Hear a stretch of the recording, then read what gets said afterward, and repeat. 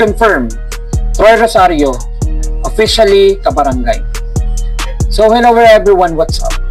Ito po ulit ang inyong pambansang batang kalye ng Pilipinas. Kayo po ay nanonood at sumusubaybay sa akin pong FTW, ang For the Wins video.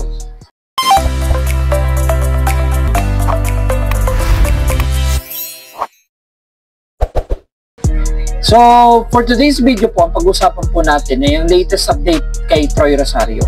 So, ayun po sa post ni Sir Snow Badwa, sports columnist at kilalang bilang legit source person sa social media, particularly doon sa mga trades at saka sa mga updates sa PBA. And sabi nga po ni Sir Snow Badwa na si Troy Rosario daw po ay nakapag-sign na sa Barangay Ginebra noon pang game number 2 sa PBA Governors Cup Final sa pagitan ng Ginebra at ng TNT. So, as expected naman na si Troy Rosario will definitely suit up for Barangay Ginebra and will definitely boost up the lineup of Ginebra. Though malaki ang may tutulong ni Troy Rosario sa Ginebra kasi nga madadagdagan ng firepower ang Ginebra, yung koponan ni Coach Team.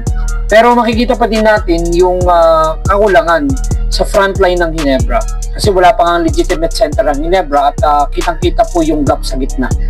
So I mean, kapag nakaharap kasi ng Ginebra ang San Miguel Beermen or yung import na sentro yung laro, eh wala pa rin halos magiging changes sa defense ng Ginebra with compare before.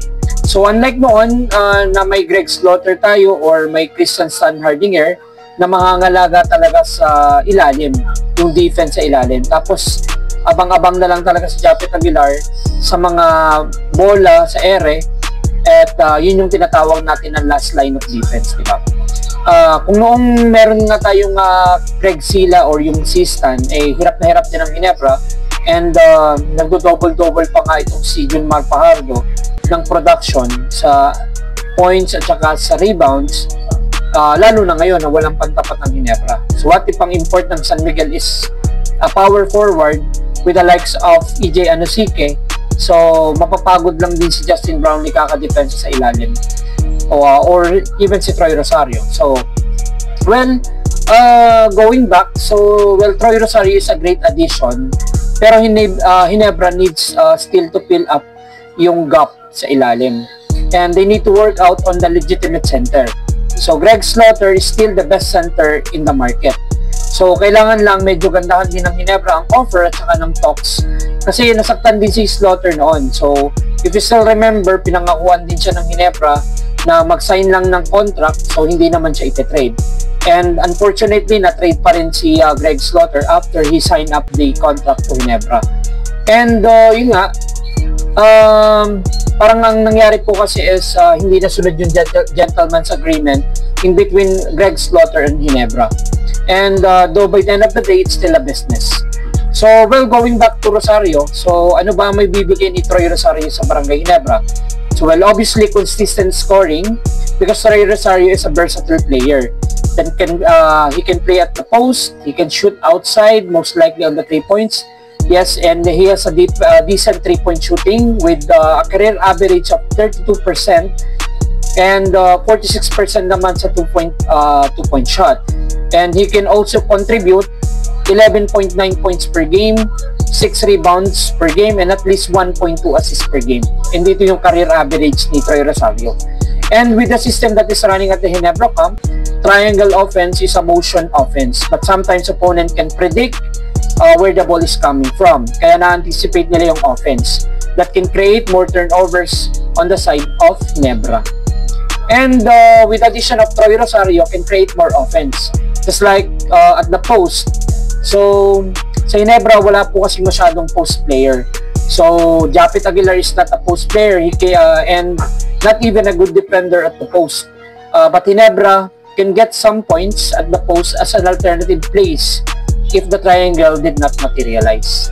So the commissioners with unlimited height limit, yun nga, so with an import, so Troy Rosario is a good addition to Ginebra. So imagine, so nakarating na ang Ginebra sa PBA Governors Cup Finals with Japet Aguilar, JTP, and only Justin Brownlee as where with their front court. And but unfortunately lost to TNT at game number 6. And but will be a different story this conference with the addition of Troy Rosario. And if Jamie Malonzo, Jeremiah Gray, and Isaac Poe are all healthy this conference with the new guys Stephen Holt and RJ Abarrientos, isama mo pa dyan yung mga veteran ng Ginebra na si Scottie Thompson, si Japet Aguilar, Maverick Hanmisi, Nards Pinto, and LA Tenorio, and the rest of Ginebra players, mas lalalim yung rotation ng Ginebra and will become a title contender again. So isa na lang talaga ang kulang ng Ginebra. Yan ay ang legitimate center. So if Ginebra can get a legitimate center, well, masasabi ko na they will be the number 1 team. So that means more championship. So and hindi malayong makuha ni Coach Tim Cone ang inaasam-asam niyang Grand Slam. So on his third PBA Ball Club. So yun nga. So we'll see, tingnan natin kung ano yung magaganap. So and sa akin, sa part ko, so I will congratulate Ginebra for getting Troy Rosario.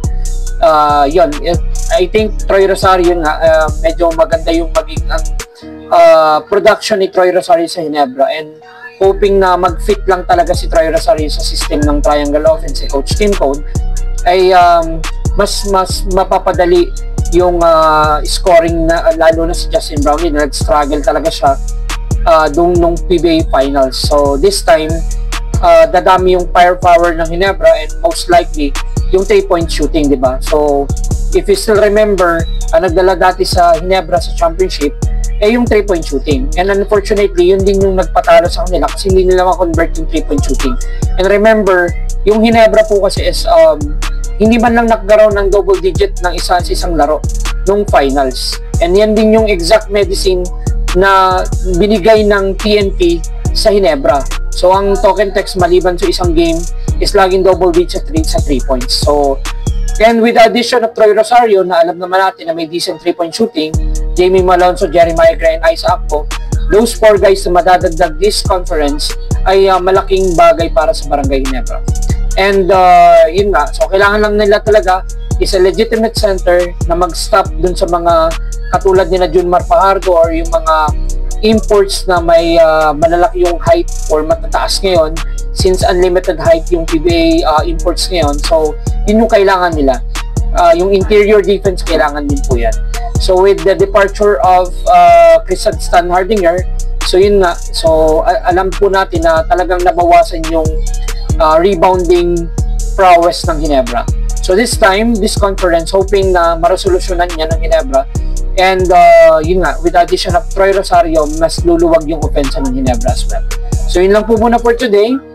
Tingnan po natin kung ano yung mangyayari, kung ano yung trades na magaganap, at ano yung maladagdag pa sa Ginebra players, and hoping na maresolusyonan nila yung gap sa gitna. And again, tingnan natin kung ano yung magaganap. So ito po again ang inyong pamansang Batang Kalye ng Pilipinas. Kayo po yung nanonood again at sumusuporta sa aking FTW for the wins video. Yun lang po muna for today. Thanks for watching. See you on my next vlog. Peace.